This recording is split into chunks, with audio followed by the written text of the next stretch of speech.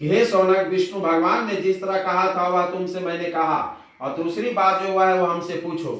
सौनक जी बोले कि हे सूर्य जी, उस ब्राह्मण के बाद इस व्रत को किसने किया वह हमें सुनने की इच्छा है।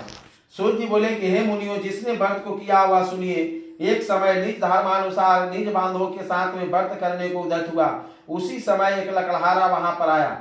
भूख प्यास से पीड़ित कष्ट को बाहर रख करके ब्राह्मण के घर में जाकर उसने व्रत करते हुए ब्राह्मण को देखा। लकड़हारा बेचारा लकड़ी बेचने वाला उस ब्राह्मण के घर में जाकर कर हाथ जोड़कर बोला कि आप यह क्या कर रहे हैं, इसको करने से क्या फल मिलता है।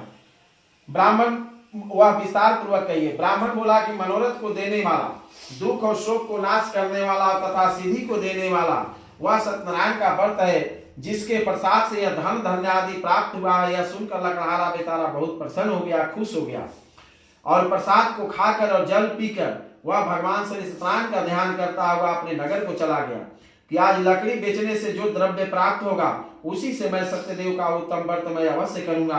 अब ऐसा मन में विचार करके उसने लकड़ी को सर पर रखा और जहां धनी लोग रहते थे उस नगर में गया।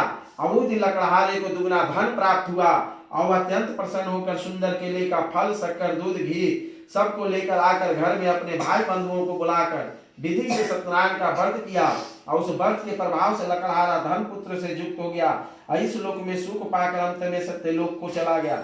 हे मुनिगण, मैं और भी कथा कहता हूँ, उसको सुनिए। तृतीयोध्याय की जय श्री राधे।